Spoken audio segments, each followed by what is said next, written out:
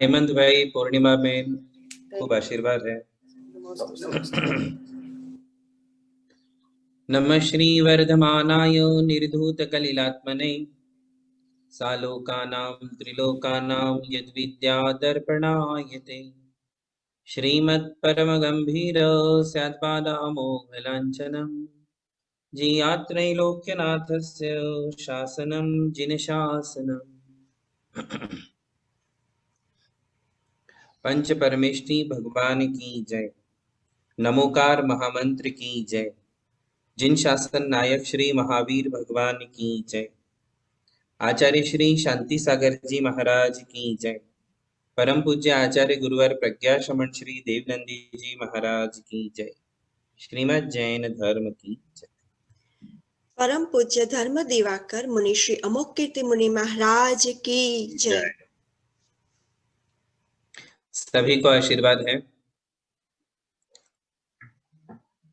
धर्म स्नेही बंधुओं, हमारी एबीसीडी ऑफ जैनिज्म की क्लास में आप सबका ध्यान होगा कौन सा विषय चल रहा है। याद तो है ना पिछला विषय?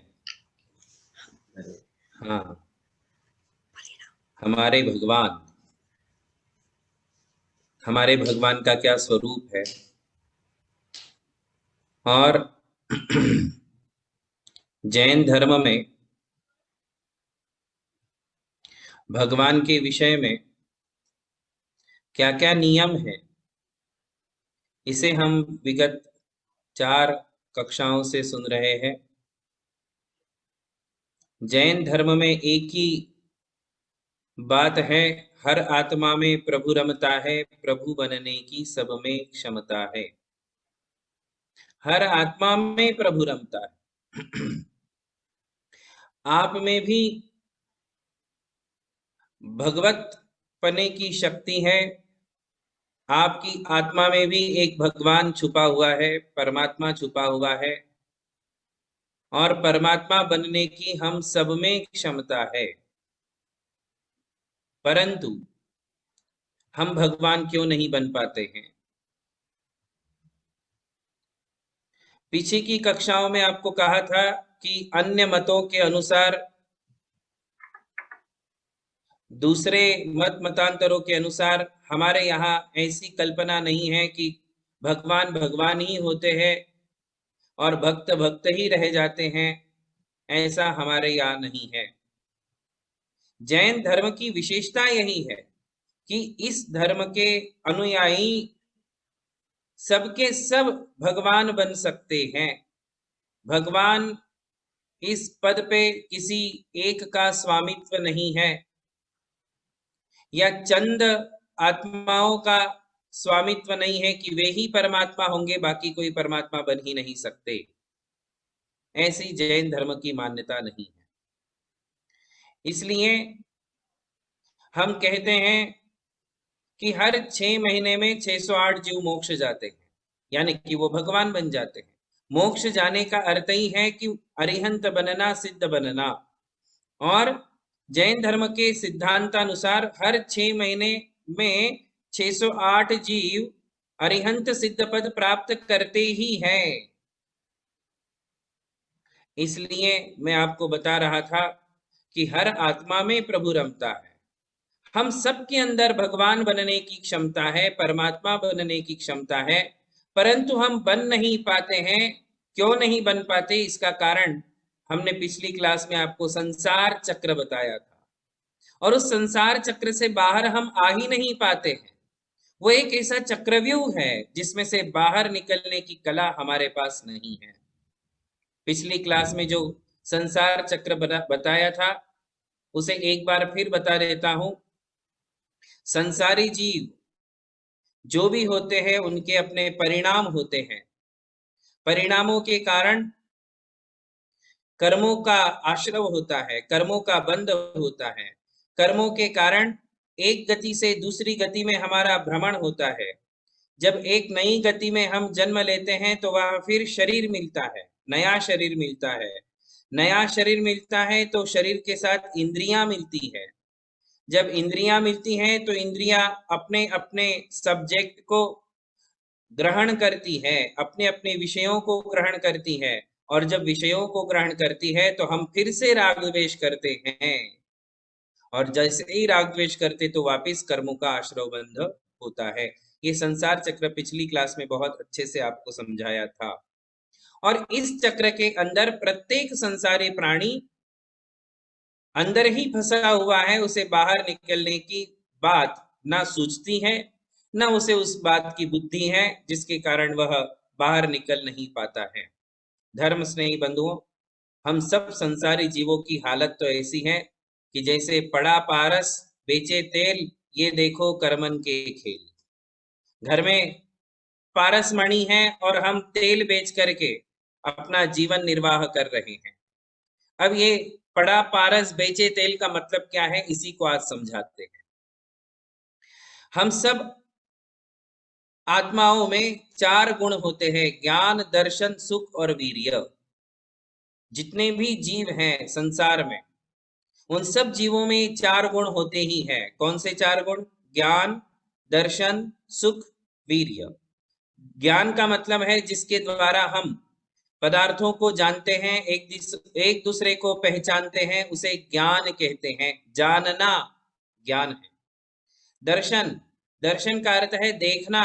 जैसे आप हमें देख रहे हैं, हम आपको देख रहे हैं, ऐसे हम जितने पदार्थों को देखते हैं, ये देखना है दर्शन। ये दो हम सब संसारी जीवों के अंदर गुण होते ही हैं। इसे चेतना कहते हैं, ज्ञान चेतना, दर्शन चेतना।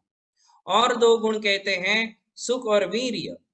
ये हम सब संसारी जीवों के अंदर है। सुख भी होता है और वीर्य यानी शक्ति भी होती है।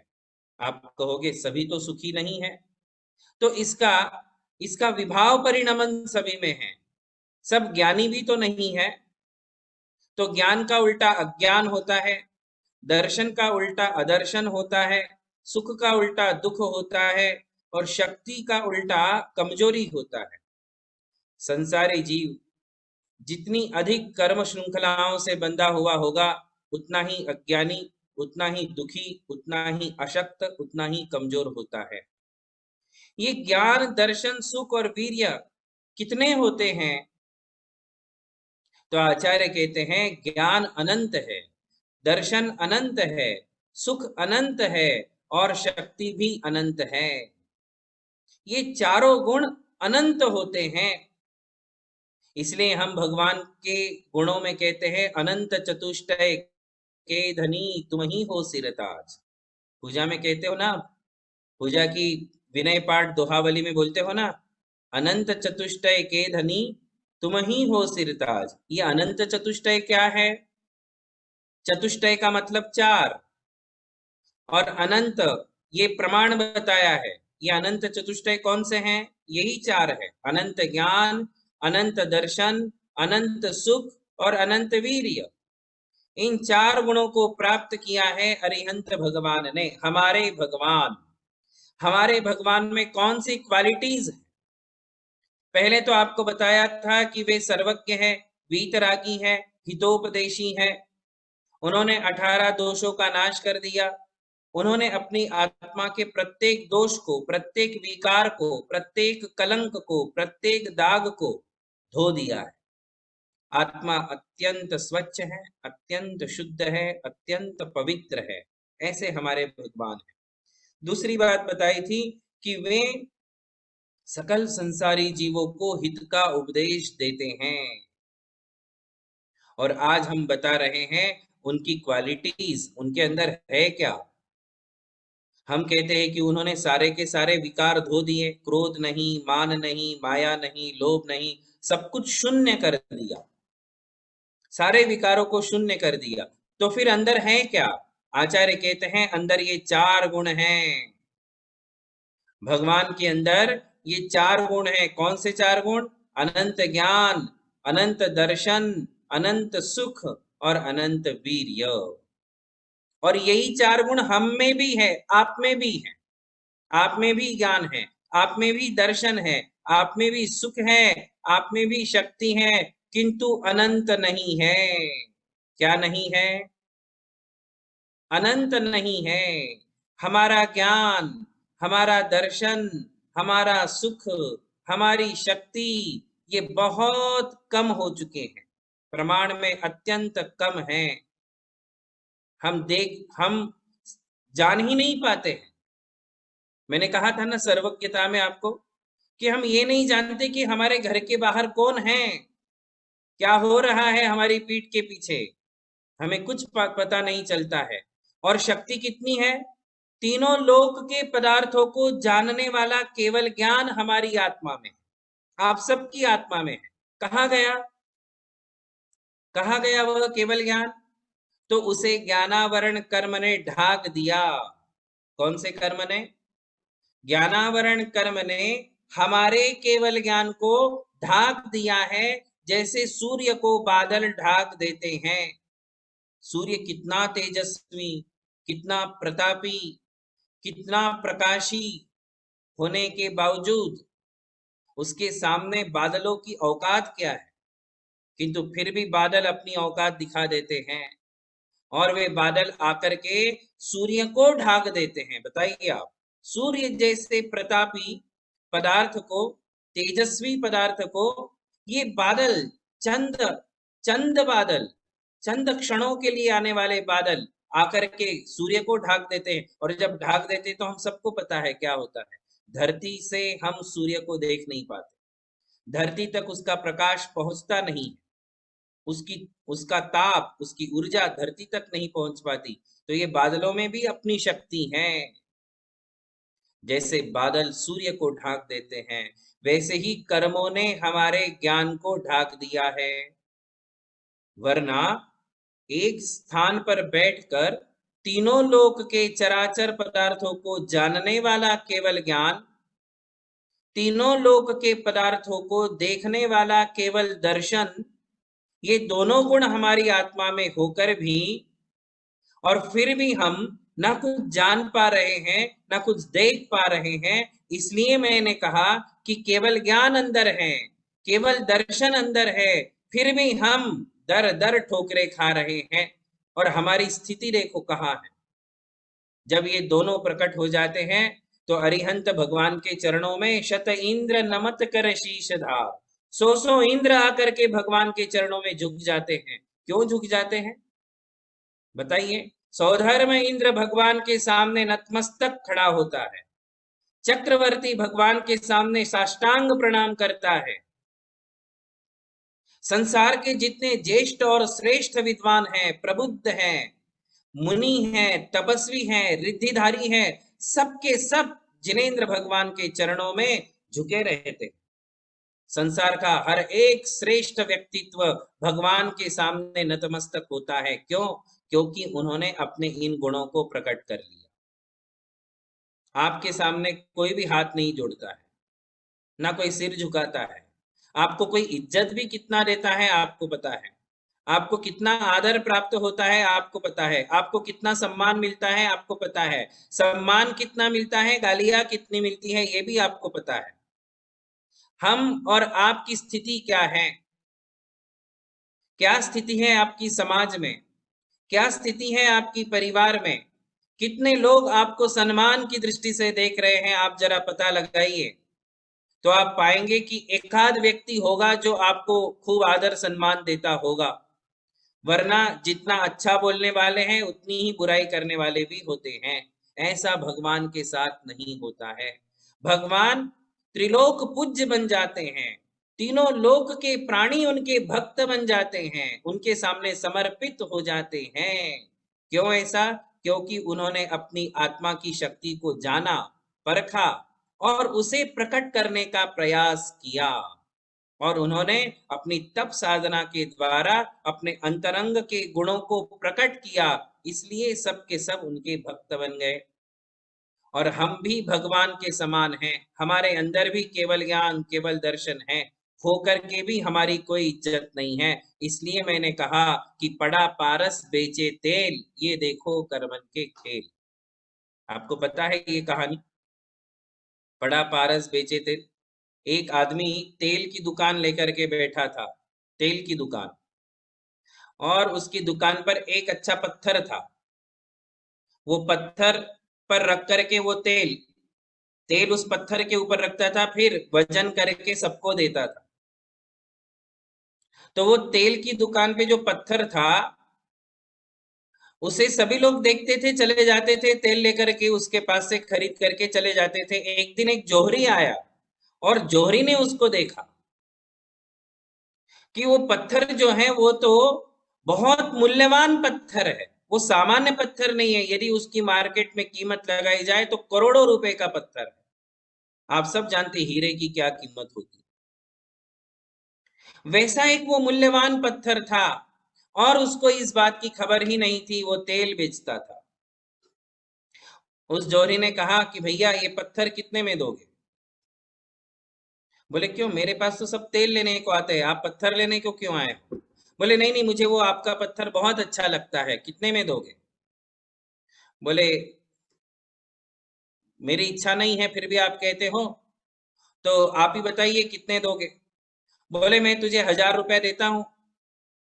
1,000 रुपया तेल वाले को कितनी बड़ी राशि हो जाती है? बोले अच्छा 1,000 रुपया दोगे? उस तेल वाले को मन में डाउट हुआ कि शायद ये कीमती पत्थर है और ये मैं इसको अभी नहीं दूंगा, इसकी कीमत आंक लूंगा। बोले नहीं भाई, मैं नहीं दूंगा। जोहरी चला गया। कुछ दिन बाद दूसरा जोहरी आया, उसने भी इस पत्थर को देखा।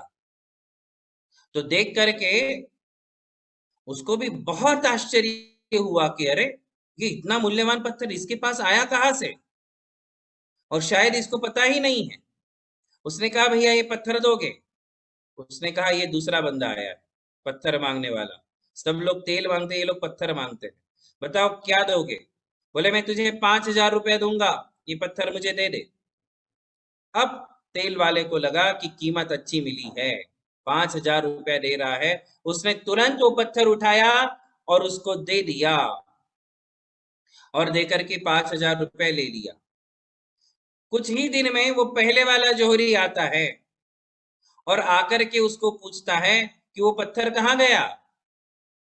उसने कहा कि भैया तुमसे अच्छा ग्राहक मिला था। बोले कितने में बेचा? बोले 5,000 रुपया मिला है, 5,000। उसने कहा कि अरे मूर्ख, वो 5 लाख और 50 लाख से भी अधिक मूल्यवान पत्थर था और तुमने केवल 5,000 में बेच दिया, तुमको पता ही नहीं था कि वो क्या है। तेल वाले ने कहा कि भाई साहब, मेरे से ज्यादा मूर्ख तो आप। जब आपको पता था कि ये 50 लाख का पत्थर है, तो तुम 1,000 के पीछे इसको छोड़ के क्यों गए? तभी तुम 5-10 हजार दे देते तो तुमको मिल जाता। मतलब संसार में ज्ञानी जीव भी हैं, ज्ञानी जीव भी हैं, और दोनों अपना अपने आत्मा के मूल्य को जान नहीं पा रहे हैं। अज्ञानी तो इसलिए नहीं जान पाता कि उसको पता ही नहीं है कि मेरे अंदर खजाना कितना है, मेरे पास कितना खजाना है, ये अज्ञानी तो जानते नहीं। और ज्ञानी लोग प्रमाद करते हैं, जिन्हें पता है कि मेरी आत्मा में अरिहंत और सिद्ध बनने की क्षमता है। आप सभी लोग ज्ञानी हो, क्योंकि मैं आपको नई बात नहीं बता रहा हूं। आप सब जानते हैं कि आपकी आत्मा में केवल ज्ञान और केवल दर्शन को प्रकट करने की क्षमता है। फिर भी आप क्या कर रहे हो बताइए? हैं? किसी ने केमिकल की दुकान खोल रखी, किसी ने कपड़े की दुकान खोल रखी, कोई जॉब कर रहा है, कोई नौकरी कर रहा है। अरे भाई, तीनों लोक के मालिक बनने की क्षमता है और विदेशों में जाकर आप नौकरी करते हो। बताइए, तीनों लोक का स्वामी बनने की क्षमता है। अरिहंत और सिद्ध का अर्थ है तीनों लोक के स्वामी। तीनों लोक का स्वामी किसी के दुकान में, किसी की कंपनी में नौकरी करे। आप यूं समझो कि मैं भविष्य का अरिहंत सिद्ध हूं और कर क्या रहे हो, तो आपको थोड़ी शर्मिंदगी महसूस होगी कि मैं भविष्य का अरिहंत सिद्ध और किसी की कंपनी में नौकर बन के बैठा हूं। वैसे भी जैन लोगों को नौकरी अच्छी नहीं लगती, जैन लोगों ने व्यापार करना चाहिए। हमारे सभी जैन लोग व्यापारी होते थे पहले, नौकरियां नहीं करते थे। क्योंकि जैनों में ये एक जो है गट्स थे, अरिहंत और सिद्ध बनने वाला मैं, तीनों लोक का स्वामी बनने की शक्ति रखने वाला मैं किसी की नौकरी क्यों करूं? इसलिए जैन लोग नौकरी नहीं करते थे। पता है आपको क्यों नहीं करते थे? क्यों नहीं करते थे नौकरी? क्योंकि उसे पता है कि जैन धर्म में इतनी ताकत है कि वो तीनों लोक का स्वामी बना देता है। फिर मैं किसी की नौकरी क्यों करूं? मैं तो बिजनेस करूंगा, मालिक बन के ही रहूंगा, है ना? इसलिए जैन लोग हीरे का व्यापार करते थे, कपड़ों का व्यापार करते थे, बड़े बड़े व्यापार करते थे। आप जरा पीछे जाओगे एक 50 एक साल पहले, तो नौकरी करने वाले आपको जैन समाज में नहीं मिलेंगे। सबके सब व्यापारी वर्ग था। और आज भी हमारे श्वेतांबर भाइयों में ये विशेषता है कि वो लोग जो हैं नौकरियों पे जोर नहीं देते। वो लोग आज भी अपने संतान को, अपने पुत्र प्रपौत्र को बिजनेस में लगाते हैं। खैर वो बात अलग है, किंतु मैं आपके लिए जो बात बता रहा हूं वो ये है कि हर आत्मा में प्रभु रमता है। हम सबकी आत्मा में वो प्रभु रमता है, किंतु हम अपनी क्षमताओं को उजागर ही नहीं करना चाहते हैं। धर्म स्नेही बंधुओं, ऐसे ही एक बात कहते हैं कि किसी के घर में जैसे अंदर भूमि के अंदर पूर्वज लोग घड़ा रख के जाते थे ना, सोने का घड़ा, है ना? अभी वहां नहीं मिलेगा आपको अमेरिका में। जरा आप अपने गांव में जाओगे, अपने घरों में, तो हो सकता है शायद आपके पूर्वजों ने भी घड़ा रखा हो। वो घड़ा मिल जाएगा तो फिर आप नौकरी करोगे क्या? नहीं करोगे। वो घड़ा यदि मिल गया तो फिर आप नौकरी छोड़ छाड़ के सब इंडिया आ जाओगे। हो सकता है आपके पूर्वजों ने वो घड़ा आपके घर में किसी कोने में गाड़ करके रखा हो और खूब उसमें हीरे सोना जवाहरात हो, है ना? तो जैसे ही ये बात पता चलती है, तो हम सब कुछ छोड़ छाड़ करके उस निधि को अपना लेते हैं और उस निधि के स्वामी बन जाते हैं। ऐसे ही बंधुओं, सदगुरु हमारे लिए ये शिक्षा देते हैं कि आपकी आत्मा में भी ऐसा अनंत खजाना है, अनंत ज्ञान, अनंत दर्शन, अनंत सुख। सुख यानी हैप्पीनेस, खुशी, आनंद कितनी है? अनंत है। अनंत सुख के धनी होने के बाद भी हम कितने आकुल रहते हैं, कितनी व्याकुल रहते हैं, कितने दुखी रहते हैं, कितने टेंशन में रहते हैं, कितने डिप्रेशन में चले जाते हैं, कितना शोक करते हैं, कितना रोते हैं, कितना सैड रहते हैं, हमारे चेहरे पर कितनी उदासी रहती है। हम 2 पल के लिए भी स्वस्थ और खुश नहीं रह पाते हैं। इतनी सारी चिंताएं हमारे लिए घिरी होती हैं, जबकि सुख कितना है आत्मा में? अनंत है। शांति कितनी है आत्मा में? अनंत है। एक समुंदर जितनी शांति। हमारी आत्मा शांति का महासागर है, हमारी आत्मा सुख का महासागर है, किंतु उसे पहचानने की आवश्यकता है। हमारी हालत उस हिरण के समान है। पता है हिरण की नाभि में कस्तूरी होती है, हिरण की नाभि में कस्तूरी होती है, उससे वो सुगंध आती है, तो उसको लगता है सुगंध आ कहां से रही है, और वो जंगलों में भटकता रहता है उस सुगंधी को पाने के लिए कि ये सुगंधी मुझे कहां से आ रही है, कहां से आ रही है। 10 दिशाओं में दौड़ लगाता है कि वो सुगंधी कहां से आ रही, वो पदार्थ मुझे मिल जाए, जबकि वो आ कहां से रही है? उसी की नाभि से आ रही है।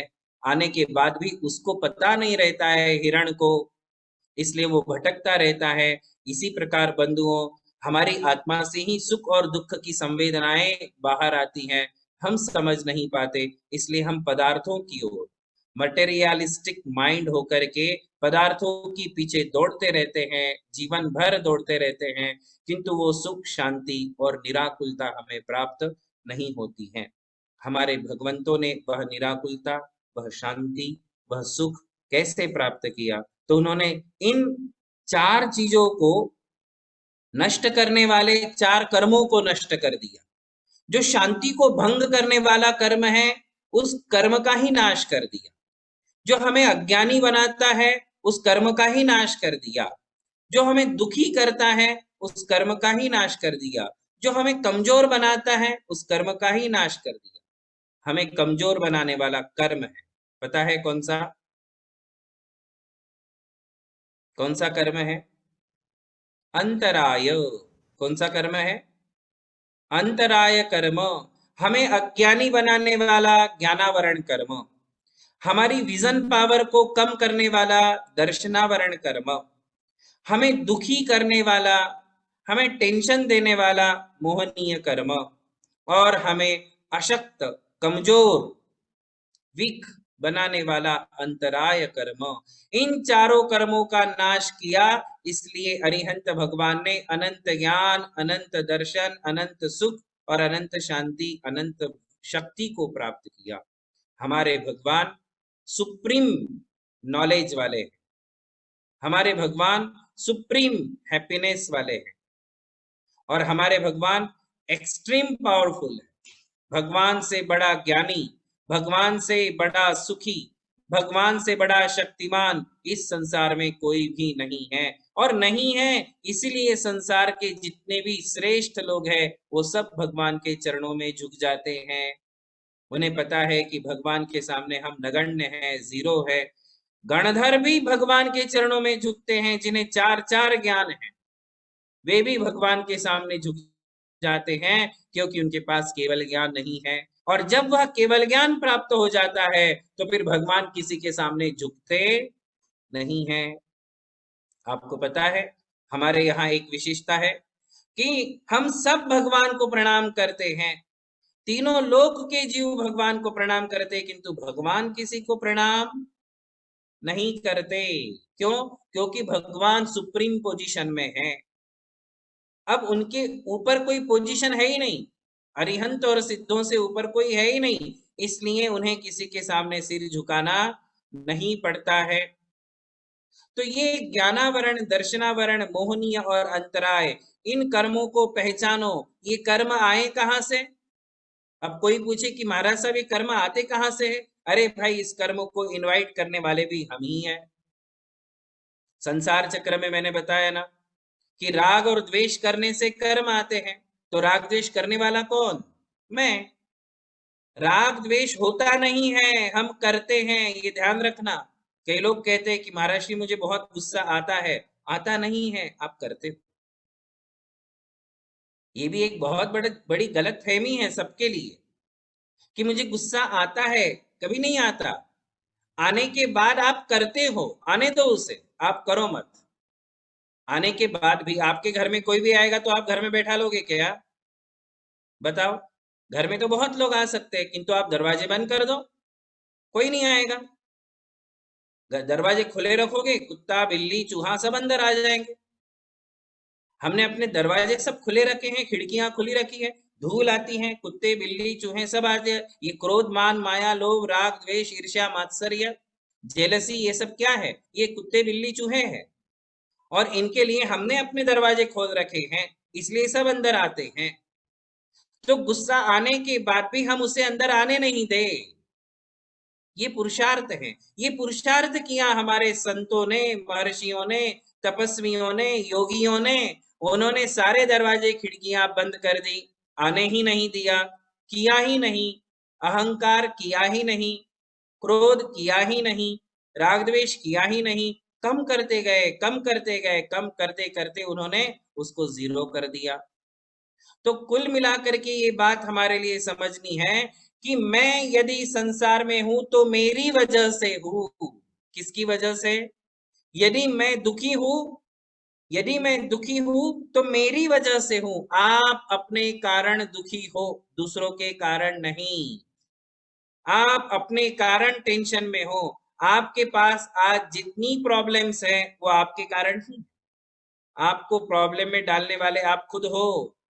दूसरों के ऊपर हम केवल छीटाकसी करते हैं कि इसके कारण, उसके कारण, उसके कारण। वास्तव में हमारे सुख दुख के कारण हम ही हैं। मन एव मनुष्याणाम कारणम बंध मोक्षयोः। हमारा मन ही कर्मों को लाता है, और यदि मन की तैयारी हो गई तो कर्म भाग जाते हैं। हमें अपनी शक्ति को पहचानना है, जागना है। हमारा शेर सोया हुआ है और गधा बाहर जागा हुआ है। कौन सोया है? कौन सोया है? शेर सोया हुआ है और गधा जगा हुआ है। अरे गधे के जागने से क्या मिलने वाला है? शेर को जगाओ, अपने अंदर के शेर को जगाओ, और गधे को सुला दो। दो में से एक ही जाग सकते हैं, या तो शेर जगेगा या तो गधा जगेगा, है ना? हमने गधे को जगाया हुआ है, शेर को सुलाया हुआ है। जिस दिन शेर जाग जाएगा सारे गधे भाग जाएंगे, है ना? सारे गधे भाग जाएंगे। ये जितने भी विकार हमारे मन में दौड़ रहे हैं, ये सब के सब गधे हैं, सब दौड़ जाएंगे। आपको अपने शेर को जगाना पड़ेगा, अपनी शक्ति को जगाना पड़ेगा। और जब आपकी शक्ति जाग जाएगी, उजागर हो जाएगी, आप अपने आप को जान जाओगे, तो आप फिर किसी को खड़े नहीं होने देंगे। ये जितने भी गधे हैं सबको आप खुद ही भगा दोगे।